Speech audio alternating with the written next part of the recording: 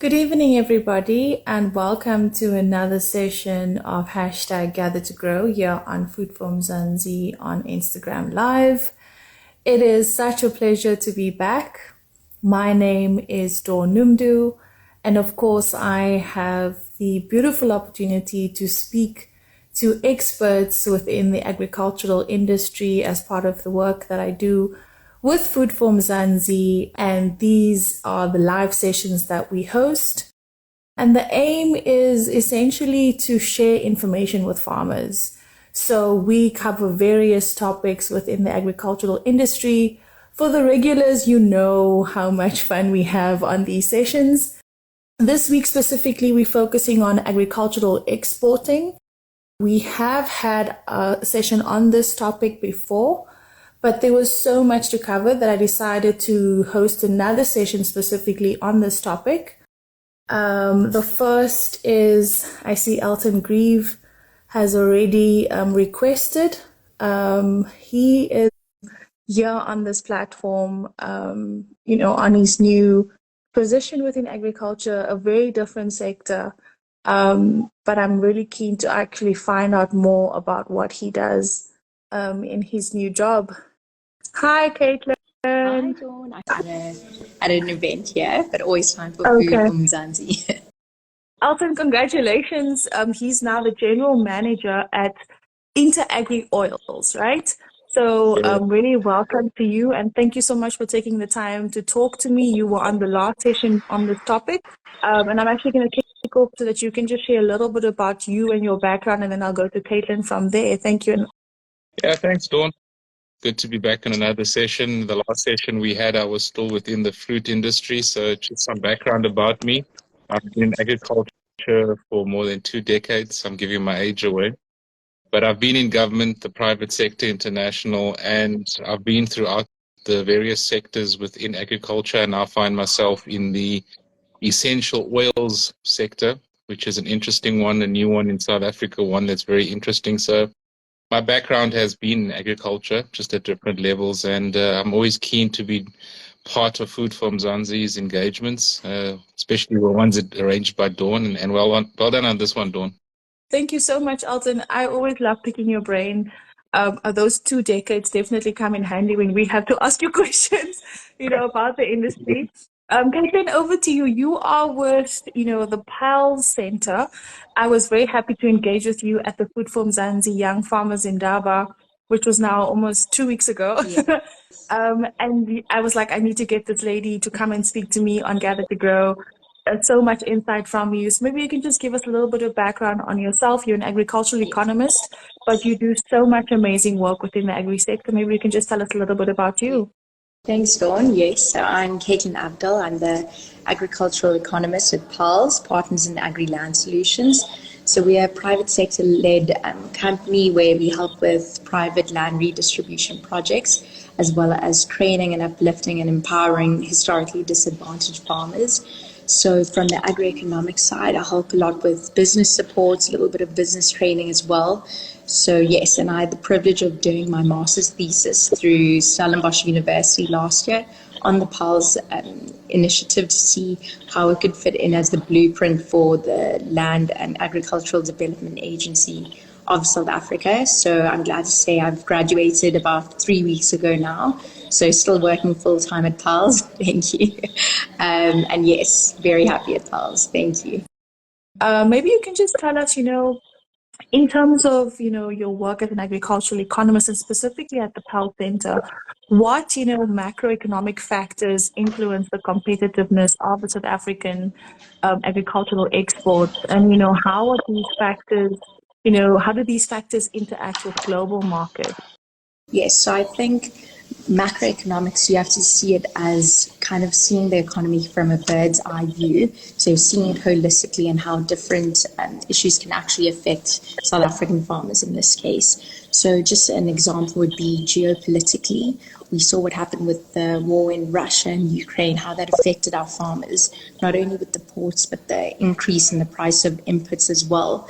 So that's a major factor. And then also the exchange rate is a major factor that affects us South Africans when the rand weakens, or if it also appreciates it as well. It does affect the exports that we are actually able to do, seeing as we are an export-driven sector as well. I mean, in the last year, we've had, I think it was $13.2 billion in exports. So we are in a surplus, and that's an increase from the previous year as well. So I think politically, it can also, another macroeconomic factor is that politically, if there's a bit of uncertainty, and we feel it in the agri sector, especially our farmers feel it on a day-to-day basis, if there's a level of instability, that kind of deters investors away from wanting to bring their money to South Africa, which would be used for investments in infrastructure, for example.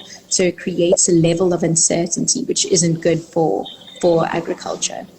These are definitely some of the points that you highlighted the last time we spoke, Alton. Do you have anything that you'd like to add or contribute to what Caitlin was saying in terms of, just overall what it looks like for farmers? And now I would like to just focus specifically on like new era farmers, people who are, entering into a more commercial level. How does it really affect them, and what should they, keep top of mind? I agree, and yes, Caitlin is quite correct. The macroeconomic environment plays a big role in agriculture in South Africa. And when we talk macro, we talk the political, economic, and environmental impacts that have an impact on the broader ability of the agricultural sector to bounce back or to adjust to major disruptions at a macro level. We have seen that logistics has been an issue, especially around ability of farmers to export, not just commercial farmers, but all farmers. And when we start having instabilities at a macro level, which is a high level indicator, we have a filter down into the primary and secondary elements of agriculture. It affects the whole value chain. So for farmers, especially emerging farmers, you need to understand firstly your district, your provincial, and then your national indicators. How are the environments within the financial sector, the political sector, the production sector, your environmental impacts? How do those affect the ability of farmers to enter the market, but not only enter the market, but actually sustain their business and actually make some money off the economical aspects of your business? So yeah, understanding the macro environment of agriculture is very important. But just back to you again, Caitlin, could you maybe, discuss recent trends or shifts in consumer preferences, in key international markets, especially products that South Africa exports? So I think if you just look at Africa at the moment, what's going on with the climate is another, as Alton said about macroeconomics, the environment is a factor as well. So looking at the drought that's currently going on in Southern Africa, how it's affecting countries such as Zambia, they're going to have a deficit in terms of their maize production. So in a perfect world, that would be an opportunity for South Africa to export our maize to them. But unfortunately, we also sit in that area as well. So we are also affected by the maize. But then shifting a little bit broader, going overseas, maybe to Europe and the US, another consumer trend that was actually found, especially in the wine industry, is a shift to a more premium wine. So having that finer, high quality taste, which a lot of us can't actually afford, but in the wine industry, you do get this view. And also another shift, I spoke to a few people in the wine industry, is a shift towards a low or no alcohol wine. So that's another niche market where South African winemakers can break into, because consumers are becoming more aware of the effects of alcohol. And then also just in terms of agriculture as a whole, in terms of sustainability, if you look at Gen Z at the moment, they are of the most conscious consumers. So they want to know where they're getting their food from, who is producing these foods, as well as the packaging. So making the agricultural sector more inclusive is actually becoming quite dire at the moment, because we found with the Gen Z target market, they want to see where their food is from. So if that's a sticker, if that's, for instance, what Woolworths is doing at the moment for farming for the future, they want to know where their food is from, who was affected in making it, are they historically disadvantaged people, are they young people, and how else can we support? So those are just a few consumer preferences that are shifting at the moment. You kind of feel the shift happening in terms of, people, even, I don't know if my brain just like consumers in a store, when they pick up the packet and then like, I do that consciously now. I've been doing it. Yeah, they're Yes. literally analyzing where does this product come from and who produces it. I bought blueberries the other day. I was like, oh, this comes from KZN. So I was like very proud of that. But I totally agree with you, Caitlin. Alton, maybe just your insights on this and maybe to just get a little bit more information on your industry specifically, as the general manager of Interagri Oils, are there specific, things to look at with your industry and how is it any different from other industries, and maybe you can give us a little bit of insight as to how you do things as part of your company. International and local consumers have become more conscious of agricultural products, and it reaches further than just food products. And you find a trend where consumers are now actually purchasing responsibly. And when I mean purchasing responsibility, they're tracking where products are sourced, how products are developed, how farming practices or business practices actually develop into the product that is there. So it's no longer just about packaging a product, putting it on the shelves and selling it. Consumers actually want to know how you did it, where you did it, what was involved. And especially in our industry, in the essential oils industry, there's a lot about everything's about traceability. You can find essential oils that are organic, but the actual certification, the traceability of where it was farmed, was it ethically farmed, how does it affect the environment, and is it genuinely organic? And I think that cuts through all production elements within the agricultural sector. Consumers want to know that your brand actually represents what they want to buy from you. They're not just buying the fruit or the vegetable or the product on the shelf. They're actually buying a brand that they can represent with and identify with in an ethical manner. And what we find is that the trend internationally is that it's not just about putting on your brand that you do certain things this way. It's about proving it. And a lot of that comes into your actual ability to show that you are responsible environmentally in terms of labor practices, community, social responsibility, that the product that you actually developing is genuinely what you say it is. And that trend is evolving more and more in South Africa. It's very big internationally, but South African consumers are really picking up on it. To add on to what Elton is also saying about the different consumer preferences, I think we all feel it in agriculture at the moment. The new buzzword is regenerative farming as well. So it's finding internationally, especially, that there's an outcry for more regenerative farming practices. And we're finding even at Pulse with a few of our producers in the Free State where it's more known to have more regenerative farming practices. They find that they are doing a lot more there, and they seem to be doing that as well. So it comes back to the traceability that Alton also said. I think including more Internet of Things, including blockchain as well, that's where the youth can get involved. They're more technologically savvy. So that's also another consumer trend. Yeah, no, that's definitely a buzzword as well. And we will definitely try and share more information on that on Food from Zanzi's Gather to Grow. And Chantal, I was like so worried. I wanted to start crying now because I was like, I could not have this lady join us. Welcome to you. We really love that you're able to come and join us. I'm just going to quickly have you introduce yourself, introduce your product and your brand, and maybe just comment on what Alton and Caitlin were saying about the traceability aspect. People really wanting to know how your product is made, what is involved in it. They want to know whether it's ethical, whether, we spoke about regenerative farming a moment ago. They really want to see that story and ensure that the product that they're buying is what you're saying it is, and also that it is done in a way that is good for the environment. And so maybe you can just give us a bit of insight into your product and how you've done it. So my name is Chantal de Bruyn, and I'm all the way in the Free State, and I specialize in processing vegetable coffee made out of actual veggies, predominantly the pumpkin and the butternut family. So I am a product developer specializing in crop production in the innovative. So from the innovation side, mostly, especially when it comes to agro processing and what you just asked me now, and Caitlin and Elton were talking about, I think it traces down back to traceability and transparency, especially going into the export sector. Because Caitlin, you from the government side of things, and we know from you guys, I know the criteria in South Africa is not as hectic when people want to import their products, but when we need to export our products, the criteria and the knowledge as well as the compliance is so expensive, and we do not have enough access to finance to get all this compliance in place. It takes a lot of time. So we've been in this for the past 2 years and 6 months already just to get our compliance complete. And this is just for the EU sector. So I'm also proud to say that we're also exporting in the EU finally, which is starting in the next 2 weeks, right? And it took us 2.5 years almost to get the compliance correct, because when it comes to food and health and safety regulations, they don't play.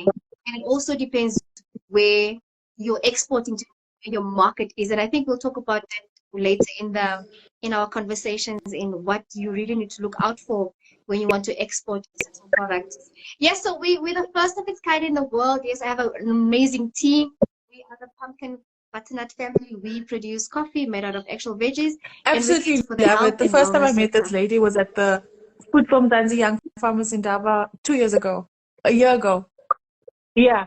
And I was like, what is this? Like, this is crazy. Yes. I've never heard of this product before, but complete innovation, great innovation in the agro-processing space. So proud of you for doing all of this amazing work. I'm going to quickly jump back to Caitlin, because I know that she has to run soon. And I still want to, get some insights from her in terms of specifically the work that you guys do at the PAL Center. And just to mention, it's not government, it's a private company, right? Yes. So she knows her alongside stuff. Yeah. No worries. No stress. They do work alongside government, yes, but just not to get it confused there. Public-private partnership, so. Just so you can tell us a little bit more about how you specifically work with small-scale farmers and with, people like Chantal in the agro-processing space to kind of build and also get them to a point where they can actually export their products and produce to international markets. So I think with PALS, it needs to be said, we work with a framework, so it's highly adaptable. Through the research that I've also conducted, it's adaptable to about 21 different variants. So that's based on project structure, the different regions, as well as the different commodities that are used. So we use strategic partnerships and a joint venture as a vehicle to actually implement these private land redistribution projects.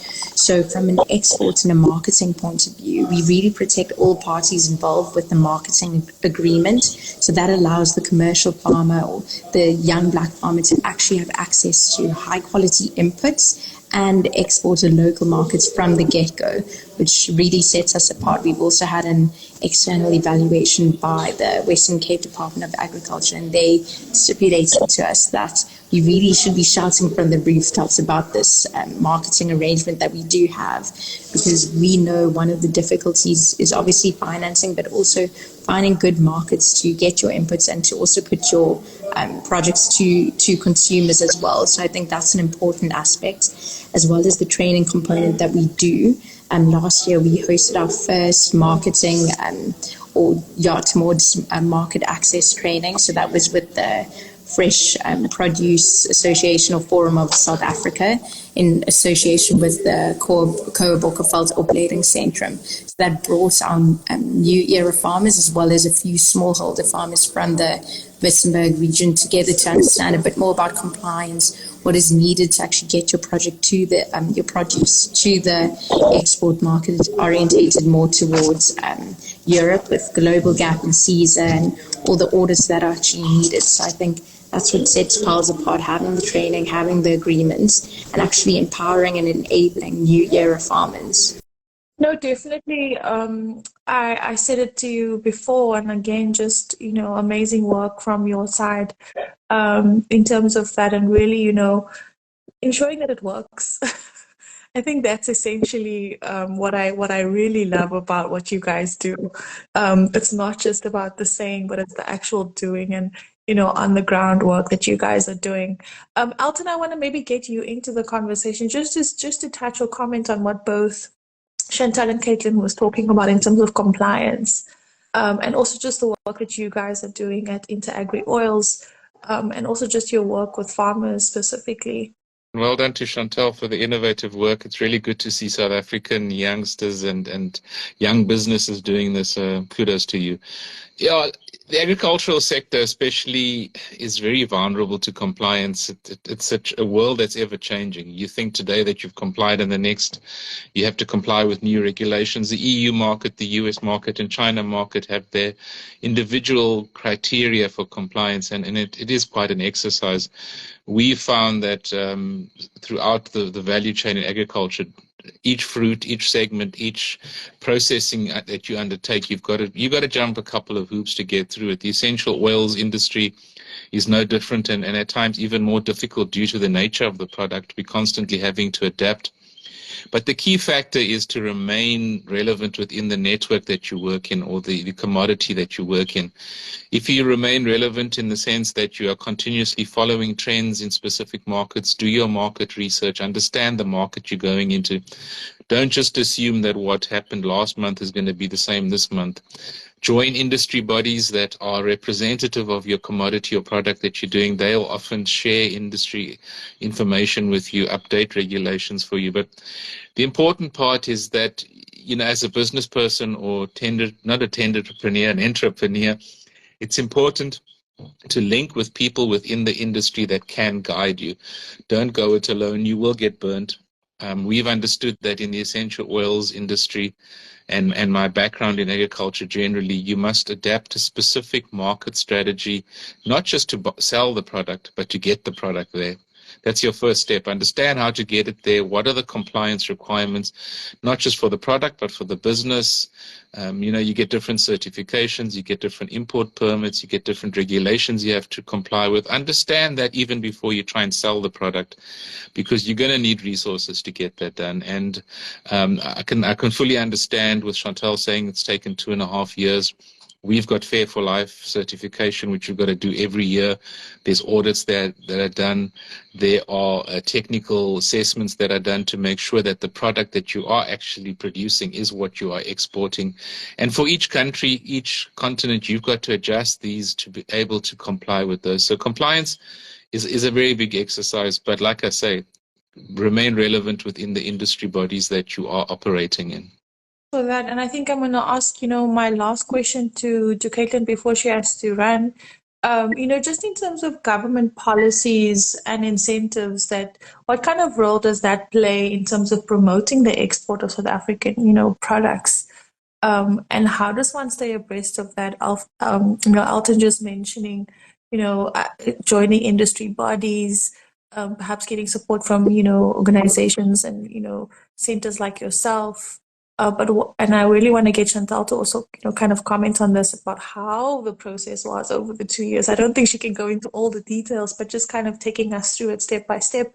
But maybe you could just talk us, through government policies and what are the incentives, for producers to actually take this road instead of like just going to a local market and staying here within the local sphere. Yes, I think to add on what Alton is saying, I'm sure you can hear a few voices in the background. I'm at an industry event at the moment. It's important to be networking, knowing what's on the ground as well. So sorry for the noise. But yes, from our standpoint, especially from private sector, we do say there's a massive role for government.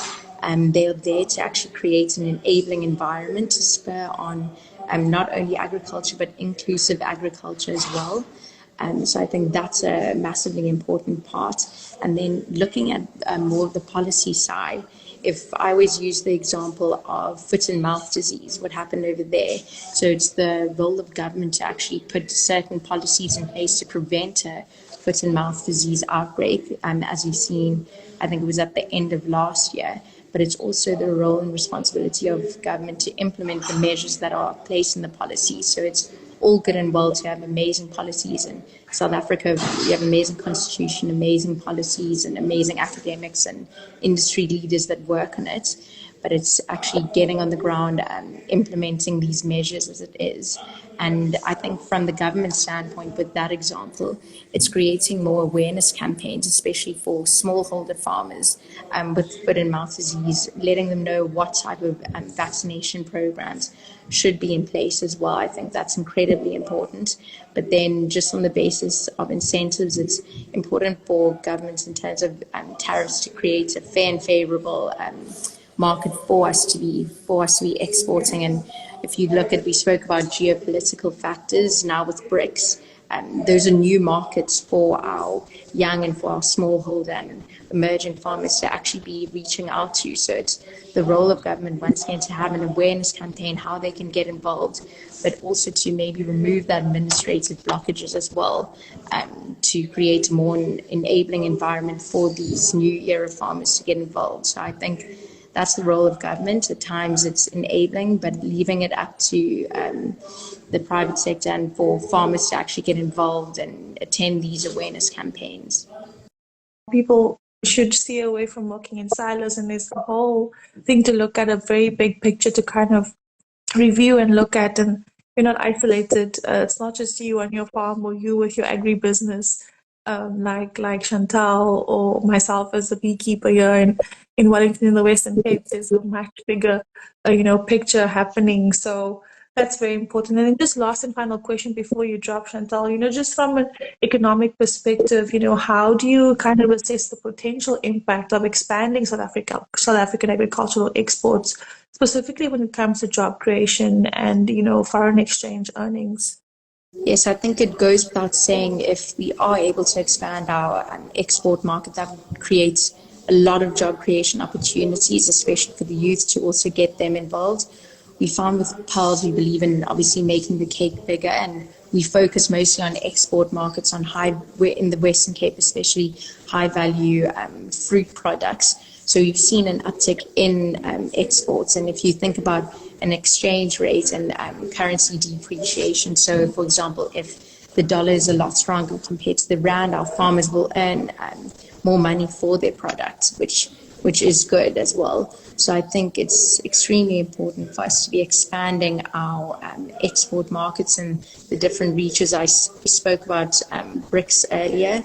So it's seeing those untapped markets and seeing how we can actually go and enable our job creation and actually creating an increased foreign exchange earnings. It's not only important for agriculture, but it's also important for agriculture's contribution to South Africa's GDP.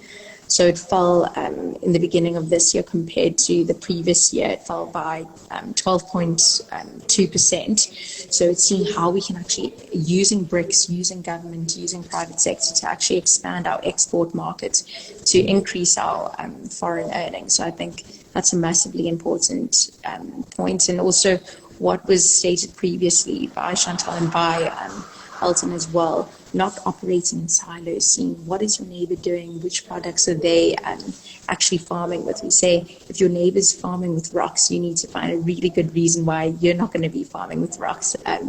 So it's seeing where those niche markets are for exports as well, because we are an export-orientated sector in South Africa. I really appreciate you staying for as long as you did. All the best with the event that you're at. Greet all the people in the agricultural sector. Give them a big Food for Mzansi hello. And thank you so much for your time. You may drop, and then I'll continue the conversation with Chantal and Elton. Thank you so much, Caitlin. Thank you so much. Thank you. Okay, bye-bye. To you, Chantal. Maybe you can just come in again, and then I'll go to Elton, because I think there's a comment here from one of our listeners asking for assistance when it comes to essential oil plantings in an organic way. Some insights from that. Maybe you could just prepare for that, Elton. Do remember that this conversation is interactive, so if you want to comment or share any questions, you're more than welcome to do that in the comment section. But maybe to you again, Chantal, just in terms of, insights, in terms of consumer preferences and trends when it comes to your product, what did you find was, the most difficult part to kind of introduce the product, because it is a very niche product for you? And how did that kind of influence your export strategies? Thank you for the question, Dawn. But one thing I just want to emphasize on just before what Caitlin also touched on was, if you're looking into exporting, you will want to have a look at your country's policy on export, the documentation there. And also, if you're looking into exporting, you need to get in touch with the relevant embassies, because they have really paved the way for us. I can't say it was a much easier or a much more comfortable way, but I think they have really worked so well with us, and they got the concept of the business, the vision of the business, and they were able to get us in touch with the relevant stakeholders in the EU sector, in the UK sector. So if you're looking into the export sector, get in touch with your relevant embassies. That's all. And then to your question, yes, the strategies we have used in our business was really to focus on the premiumization of our quality product. So people do not compromise. We've had a lot of people that really want a good premium product, and that is what we specialize in, and that is what we also stand for. And also product to differentiate ourselves from other products, because there's many coffees out there, but what makes us stand out is that we cater for people who are immune to caffeine and coffee lovers at the same time. And also product innovation of flavors. There's a new vegetable coffee that we busy with, which is still under product development, and there's so much more that we're not aware of that's happening in our health systems. And this is why surveys and feedback from customers are so important, and we live on that, because now we just found out recently that it's a customer that regular buys from us. If she gets the sense of smell of caffeine, she either dozes off or it affects her immune system, and this functions not so normally with her. So we found out that in the nutrient element in our fiber in the coffee, this actually contributes positively to her health, and she's actually an ongoing customer of ours. So we really cater for the customers, and we really focus on No, that's brilliant. premium.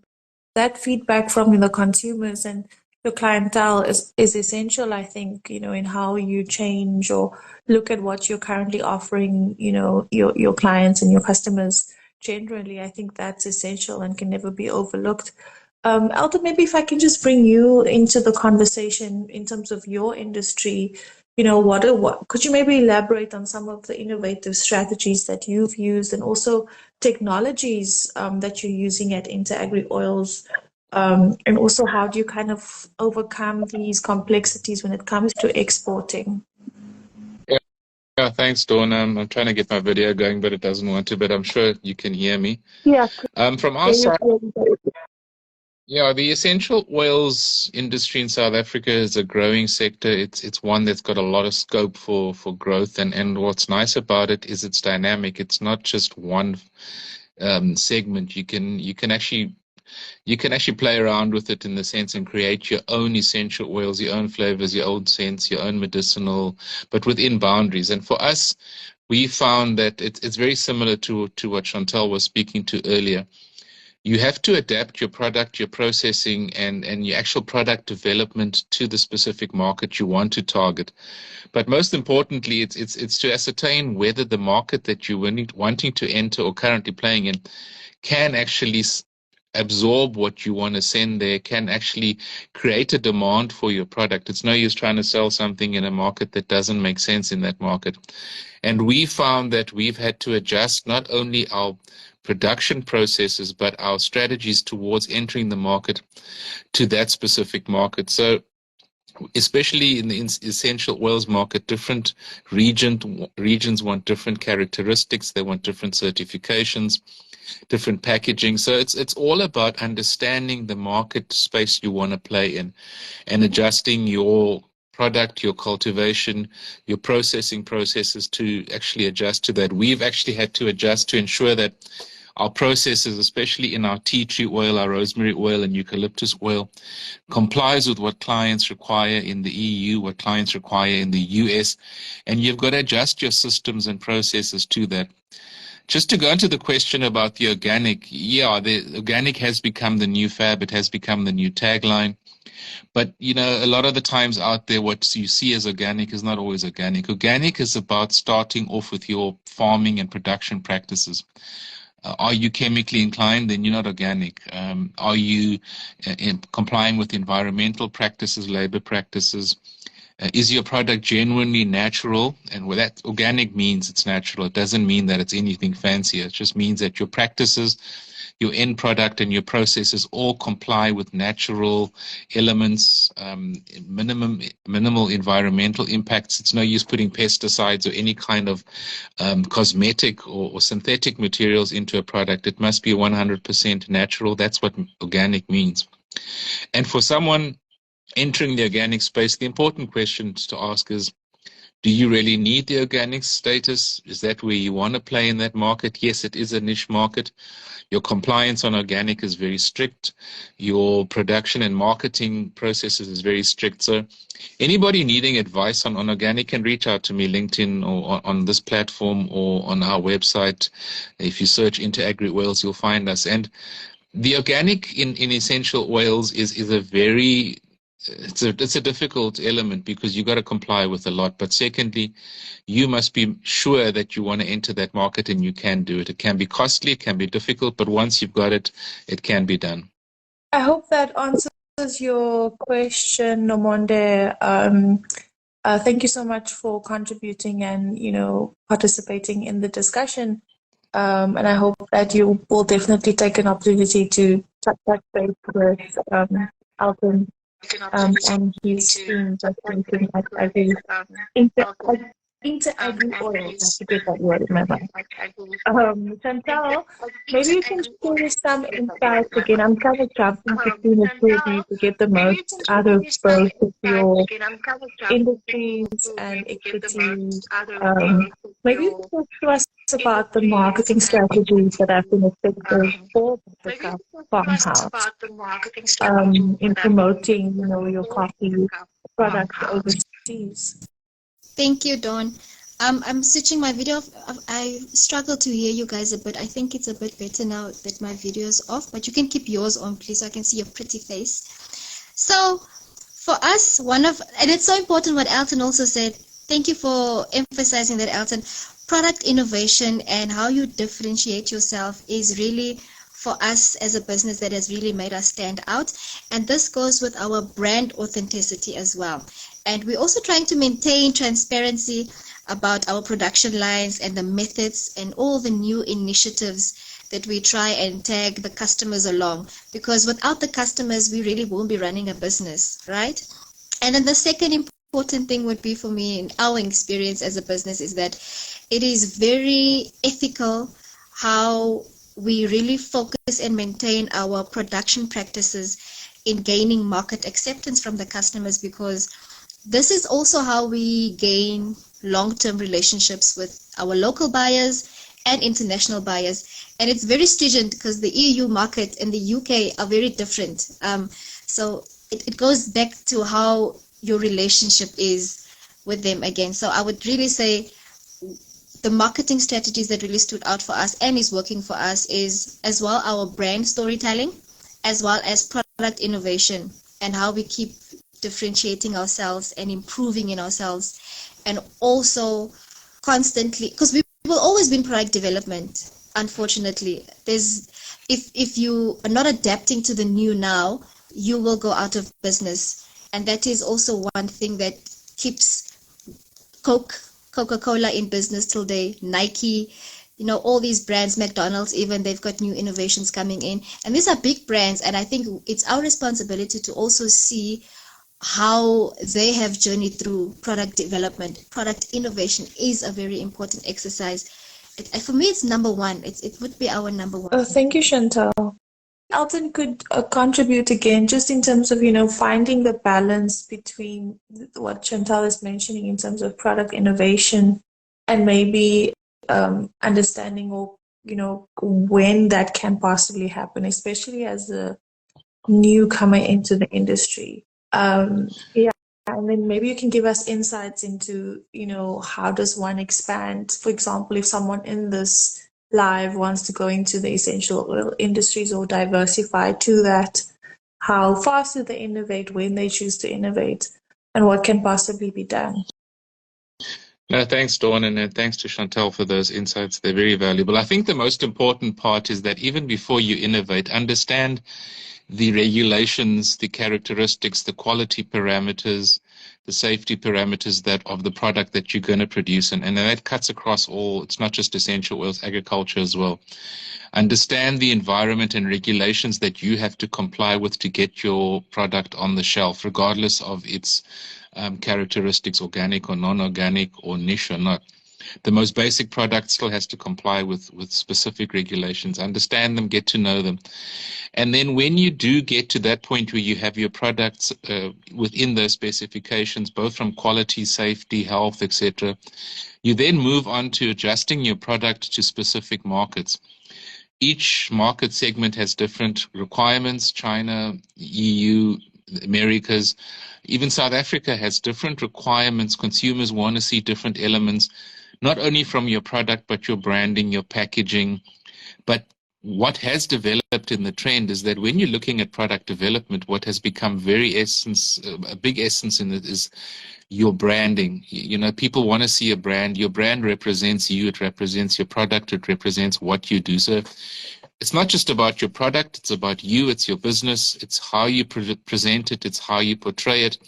And my advice to new entrants is, don't try and invent the world. Just start off small. Get your product within spec. Make sure it's good. Make sure your processes comply.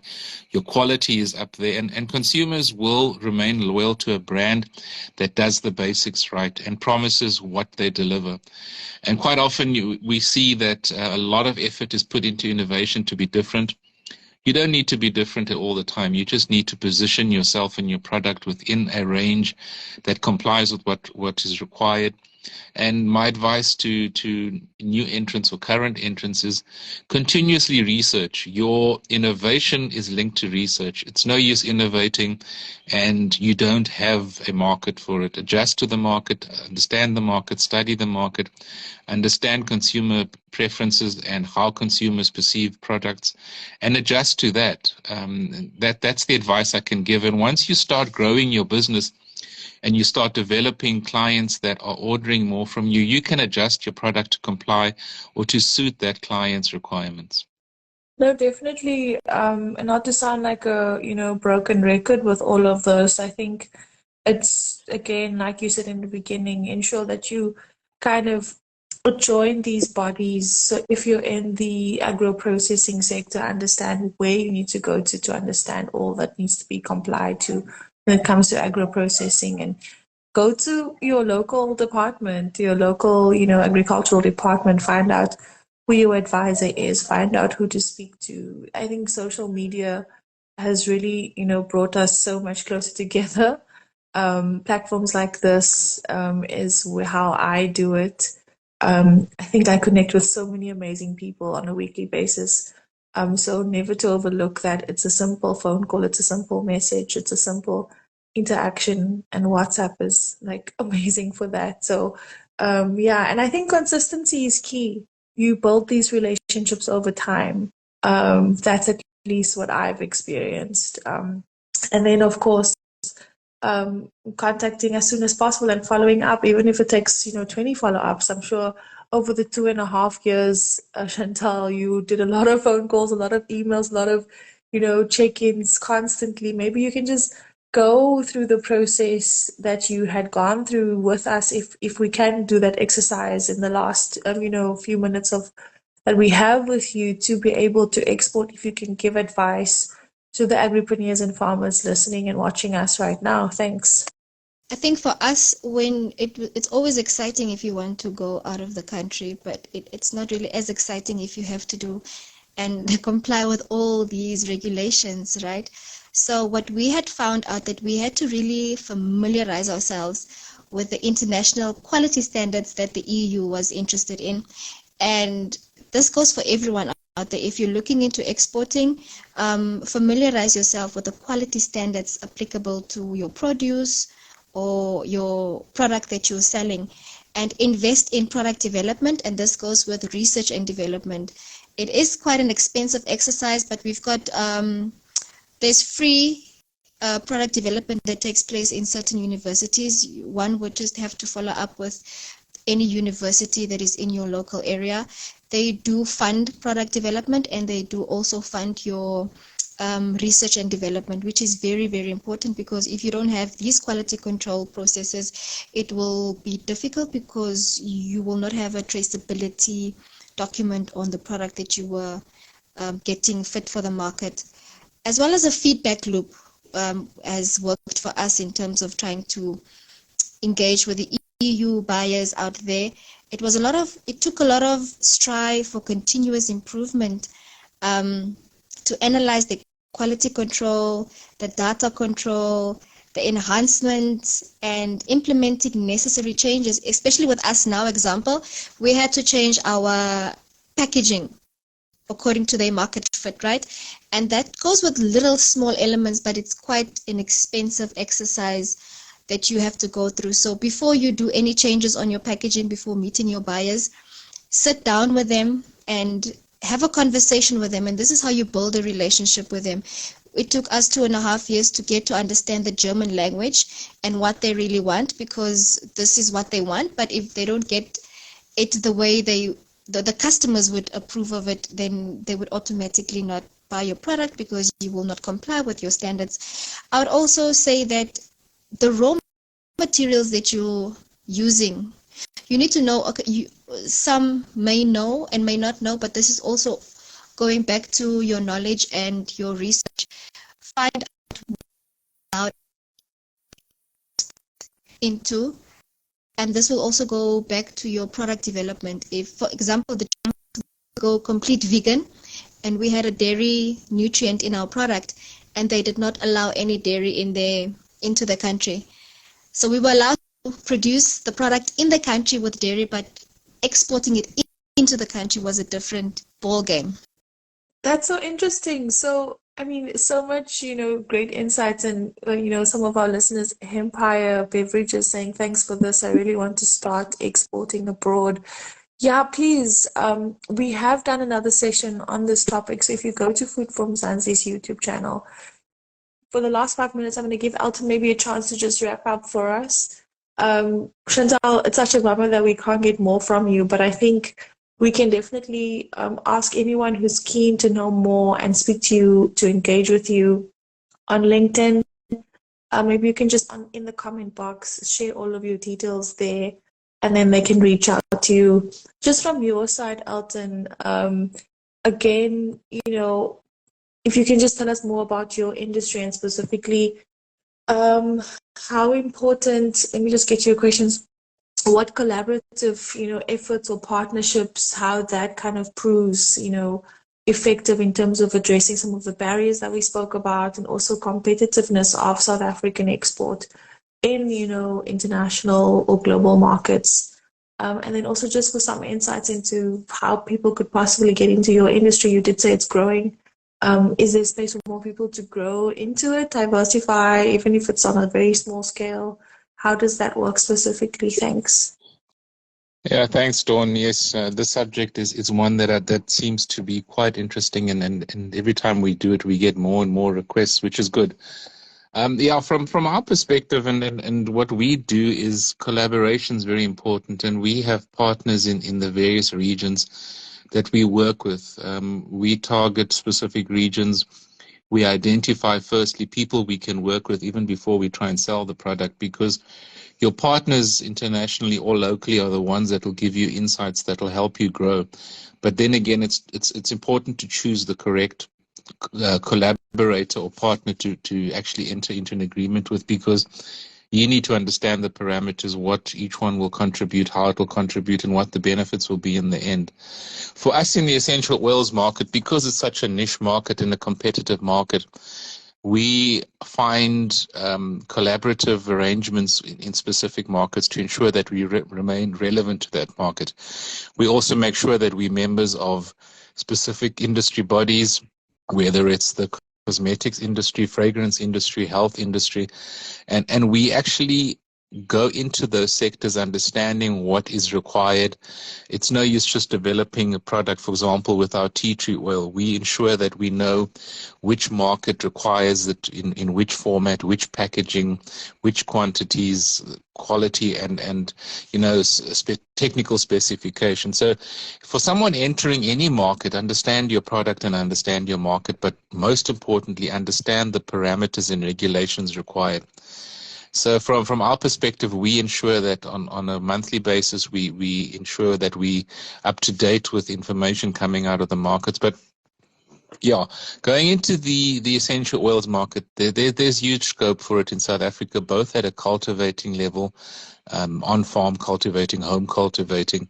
And the interesting part about essential oils is that it covers a wide spectrum, from herbs to generic production to stuff that grows naturally within our environments. So for someone entering in essential oil market, it's not a difficult thing to undertake production.